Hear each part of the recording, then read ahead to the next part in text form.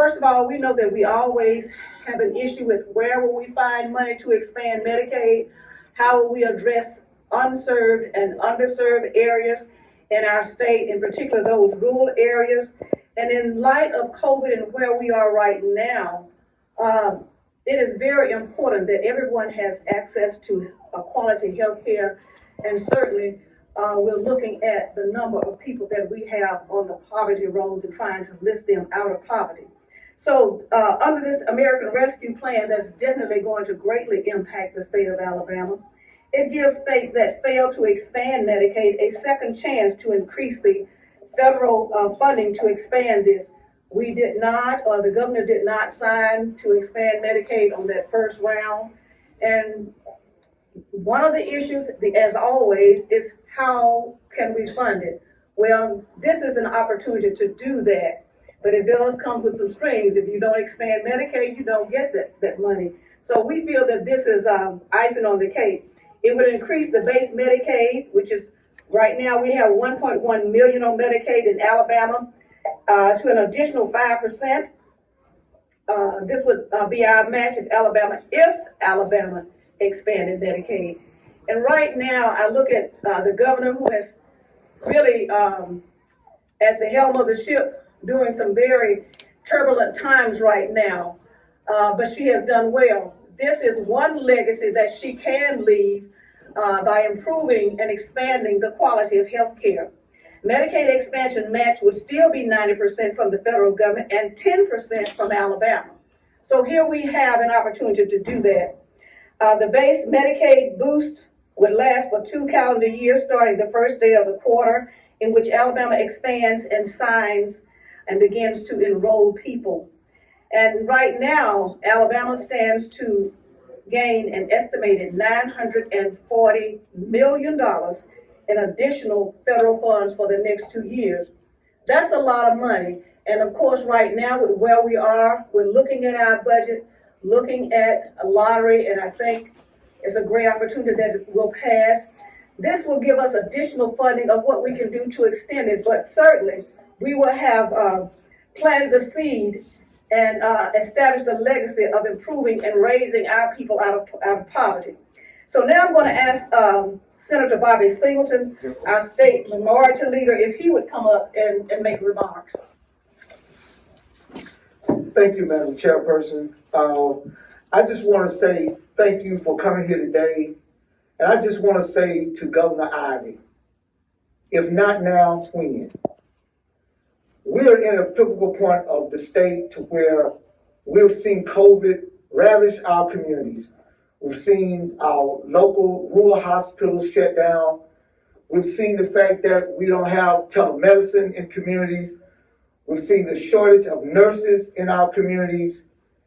And this is an opportunity to have a second chance. The state of Alabama has been given a second chance to expand Medicaid.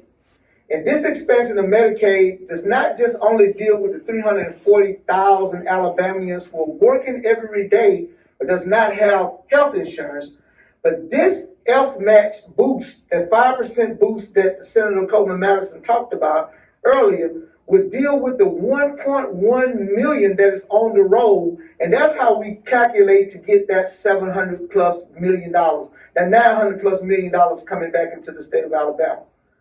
This is the time, Governor.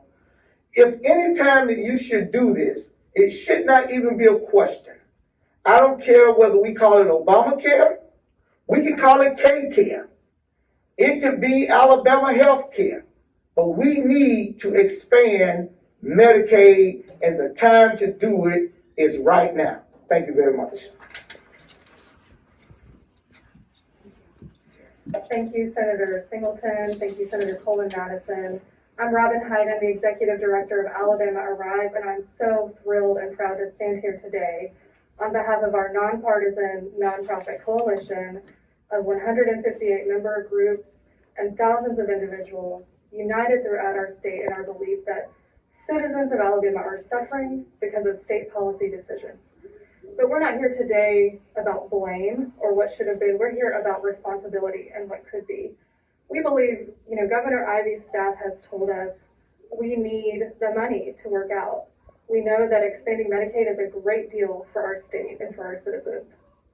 It's the best economic development policy we could adopt this legislative session. It is good for our healthcare, and it's good for our rural and low-income communities. This money from the American Rescue Plan Act, over $900 million for 2 years, will more than cover the cost of 100% Medicaid expansion to ensure that all low-income adults in our state who do not have health insurance can access health care. Our neighbors in Kentucky, Arkansas, and Louisiana have already benefited from our federal tax dollars coming back home to their citizens to expand this health care, and the results have been great. They have seen better health outcomes, lower rates of maternal and infant mortality.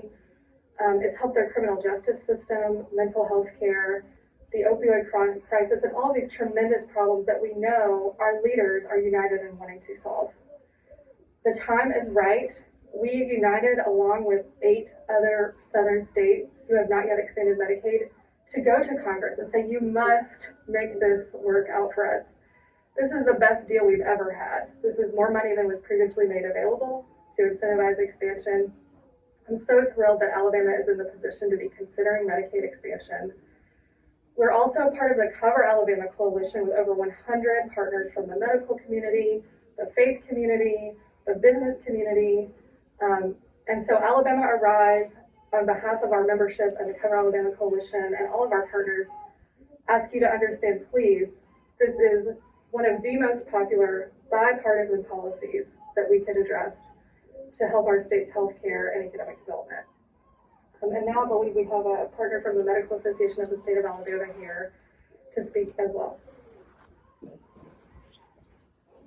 All right. I don't think I could say it any better than everyone who has spoken thus far. I think they've made some excellent cases for what we know is needed for us as the state of Alabama for all our citizens.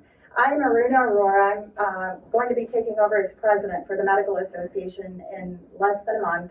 And I'm here to urge everybody to consider access to care for our patients. You know, as doctors taking care of our patients, we see the urgent need for care for everybody, frankly. The COVID pandemic has released the light on inequities across our state, and we have the ability to correct this.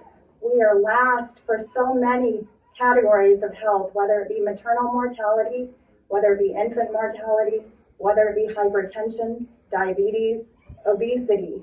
We as doctors cannot solve these problems on our own. We need our patients to have the ability to cover their medical care.